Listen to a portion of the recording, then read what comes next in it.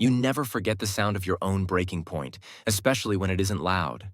Not a scream, not a slammed door, not a plate shattering against a wall. Mine arrived as a whisper, a sentence delivered so casually it almost sounded reasonable. If you have a problem with my friends, that's your insecurity to manage. She said it with a shrug, like she was quoting a podcast, like it was settled science. At the time, I nodded. I even apologized. And for a long time after that, I believed the problem really was me. Before we get into this, if stories about quiet breaking points and slow awakenings resonate with you, support the channel by subscribing and liking. These are the moments most people never talk about. Her name was Chloe, and for 2 years I loved the hurricane of her. That's the only way I know how to describe it. Being with her felt like standing in the center of a storm where everything moved fast and intensely, where emotions were amplified and boredom didn't exist. She was expressive, impulsive, magnetic. She filled rooms without trying. I was the opposite. Steady, predictable, grounded. I liked routines. I liked knowing where things stood. At the beginning, it felt like balance. She brought excitement. I brought stability. I told myself that was how healthy relationships worked. What I didn't understand yet was that balance only exists when both people are allowed to take up space. Slowly, without any single dramatic moment, I began to take up less. Jared entered the picture early. He was already there when we met, woven into her stories from before I existed. The friend from her theater days. The one who understood references I didn't. The one who texted her late at night about obscure plays and inside jokes that made her laugh while I sat next to her pretending not to notice. At first, I genuinely tried to be open. I didn't want to be the jealous boyfriend. I believed in trust. I believed adults could have friends of any gender. When I felt that first pinch of discomfort, I pushed it down and labeled it insecurity. That's what you do when you want to be reasonable. The discomfort didn't go away. It evolved. It became background noise, a constant low hum I learned to live with. Jared's presence was everywhere. He dropped by unannounced. He lingered in doorways. His hugs lasted longer than necessary, arms wrapping fully, hands settling comfortably on her back. I noticed how quickly she softened around him, how her voice changed, how she leaned in when he spoke. I noticed, and then I noticed myself pretending not to notice. When I finally tried to talk about it, I was careful. Too careful. Over dinners I cooked, in voices designed not to accuse, I'd say things like, I don't know, sometimes it feels like there aren't clear boundaries. Or maybe I'm overthinking. But when Jared does that, it makes me uncomfortable. She never raised her voice. She never exploded. That would have been easier. Instead, she sighed patiently, put her fork down, and explained why I was wrong. He's family. We've known each other forever. You're reading into things. And then the line that slowly rewired my brain. This sounds like something you need to work through. Your jealousy isn't something I can fix for you. Each time she said it, I felt smaller. Not angry, ashamed. I started monitoring myself instead of the situation. When my chest tightened, I told myself to relax. When my instincts flared, I questioned them. I read articles. I listened to podcasts. I tried to become more evolved, more secure, more understanding. What I was really doing was erasing my own boundaries to keep the peace. Over time, peace started to feel like silence, and silence started to feel like safety. I didn't realize how much of myself I was trading away until there was almost nothing left to negotiate with. By the time the party happened, the one everyone thinks is the beginning of the story, it was already too late. The breaking point doesn't start when something obvious happens. It starts when you've taught yourself not to react to what's obvious anymore. Once you start doubting your own reactions, the rest comes easily. I became very good at explaining things away. Jared canceling our plans because he suddenly needed her was framed as loyalty. Her phone lighting up late at night was framed as creativity. The way she'd check his messages mid-conversation with me and smile faintly before returning her attention was framed as harmless habit. I learned to swallow questions before they reached my mouth, to sense when bringing something up would only end with me apologizing for having feelings. It didn't happen overnight. It happened in increments small enough to feel reasonable.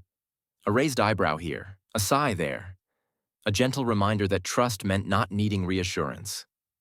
Over time, I stopped asking for it. I started keeping score in my head instead, a quiet ledger of moments I never cashed in. When Jared showed up unannounced and she dropped what we were doing to give him her full attention, I told myself it was temporary. When he sprawled on our couch like it was his space, legs wide, arm draped along the back, I told myself I was territorial. When she laughed at jokes I couldn't hear, leaning close, bodies angled toward each other like magnets, I told myself I was projecting. The irony was that I had never been a jealous person before her. I had always trusted easily. But trust requires reciprocity, and what I was practicing now wasn't trust, it was self-surveillance. I watched my tone. I edited my expressions. I rehearsed conversations in advance, searching for versions of my concerns that wouldn't be dismissed. When I failed, I blamed my delivery. I became fluent in disclaimers.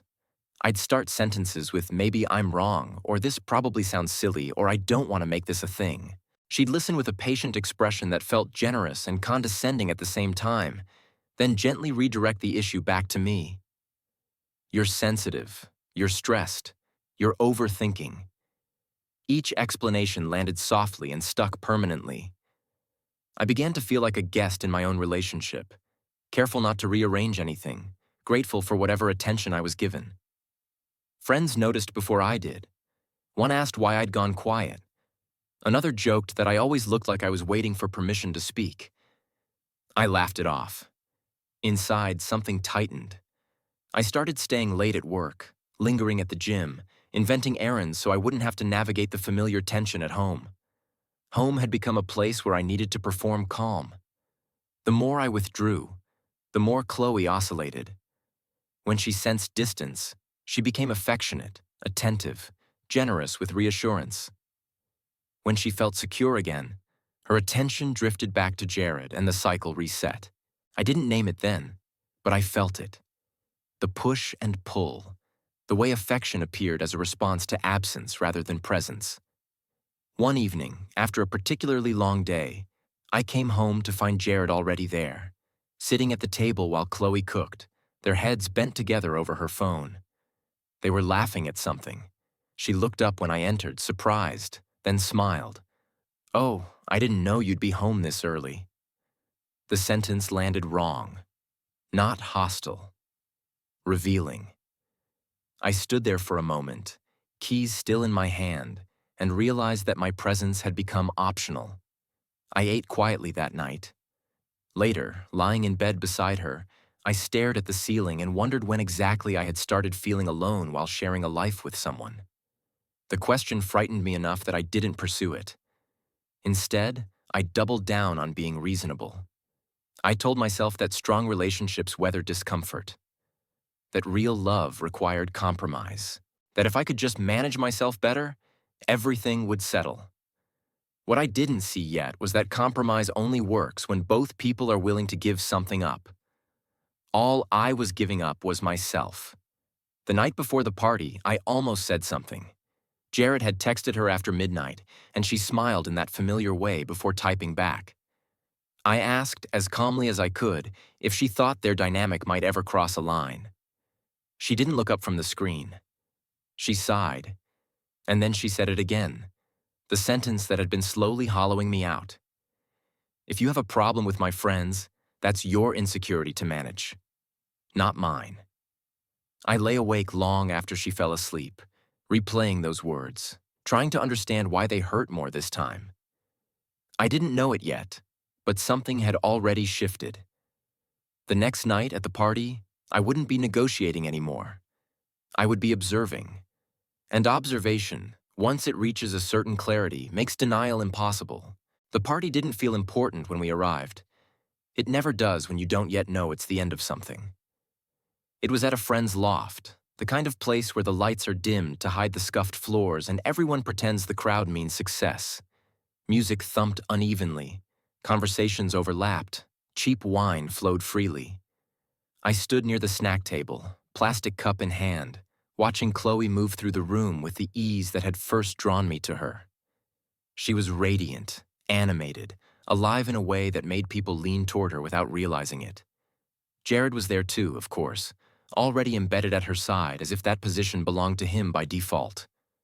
I felt oddly calm. Not numb, not angry. Alert. Like a witness instead of a participant. I noticed how she angled her body toward him when they spoke, how her laugh softened when he whispered something close to her ear. I noticed how he touched her back to guide her through the crowd, a hand that lingered, a touch that assumed permission. I didn't interrupt. I didn't step in.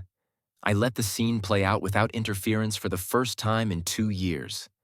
At some point, Jared flopped down into an old armchair near the wall, sprawling comfortably, patting his knees in a joking invitation. Chloe laughed, glanced around the room, and then, without hesitation, perched sideways on his lap. It wasn't playful. It wasn't accidental. It was deliberate. His hands came to rest on her waist like they'd practiced the placement before. And she settled there, relaxed, at home. Something inside me went completely quiet. All the internal noise that had defined my life for so long shut off at once. No questions, no rationalizations, no fear of being that guy, just clarity, cold and absolute. This wasn't about insecurity. This was about respect, and in that moment I had none. I walked over. My heart wasn't racing. My hands didn't shake. My voice, when I spoke, was flat and calm. "Chloe, we need to talk, now." She turned toward me, irritation flashing across her face as if I'd interrupted something trivial. "Really, Leo? Here? Not this again." She didn't move from his lap. Jared looked up at me with a small, smug smile, arms still loosely around her. I didn't address him. I didn't gesture. I simply looked from Chloe's face to where she was sitting and back again. This is what we need to talk about." She rolled her eyes, playing to the invisible audience around us. "God, you're being ridiculous. Jared is my friend. If you can't handle me having male friends, that's your insecurity to manage, not my problem." The sentence landed exactly where it always had. Except this time, it didn't cage me. It freed me. I felt something click into place, clean and final. "You're right," I said quietly. She paused, surprised. I saw the flicker of victory in her eyes, the expectation that I was about to fold again. It is my problem, and I'm solving it. Right now. I let the words hang there for a beat. By removing myself from this relationship. Her expression fractured. "What are you talking about?" "I'm done, Chloe. Enjoy the rest of your night." I didn't argue. I didn't wait for a response. I turned my back on her and walked away, the physical motion sealing what my mind had already decided. The finality of it felt unreal, like stepping off a moving train. I walked to the kitchen island where a woman stood trapped in a conversation with a man explaining cryptocurrency with evangelical intensity. I ordered 2 drinks, slid one toward her, and said, "Rescue mission." She blinked, then laughed, relief clear on her face. "Thank you. I'm Maya." "Leo?" I said. And for the first time that night, my name felt like my own. We talked easily, effortlessly, about nothing that required translation or defense. My shoulders relaxed. The tension I'd been carrying for years began to drain out of my body. That's when Chloe appeared again, vibrating with anger, her composure gone. "What the hell are you doing?" she hissed. I turned to face her and felt nothing. No love, no rage, just distance. "I'm having a drink," I said calmly. "You should try it, with your friend." She recoiled as if struck.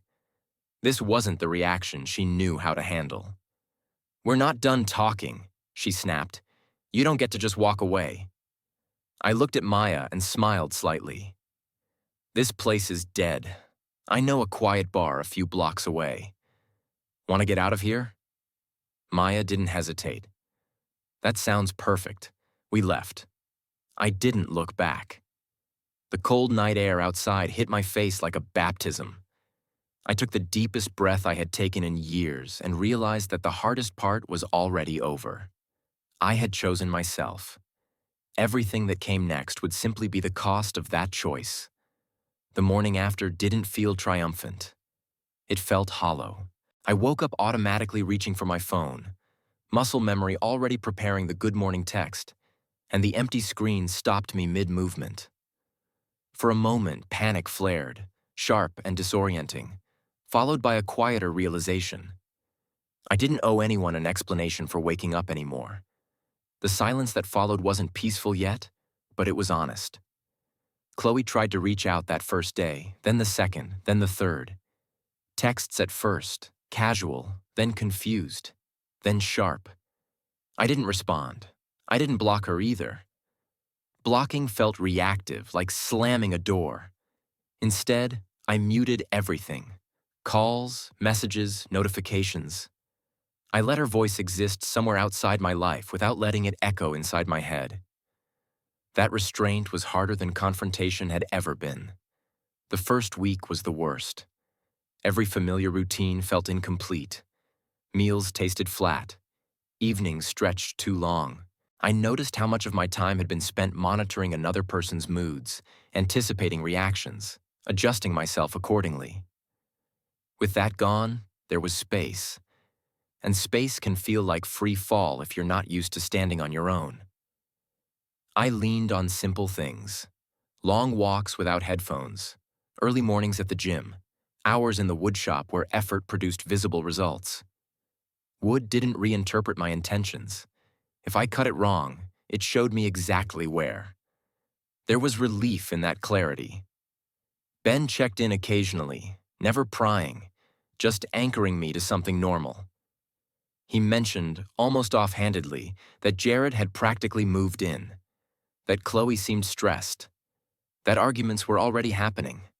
I listened without satisfaction or guilt. It sounded like weather in a city I no longer lived in.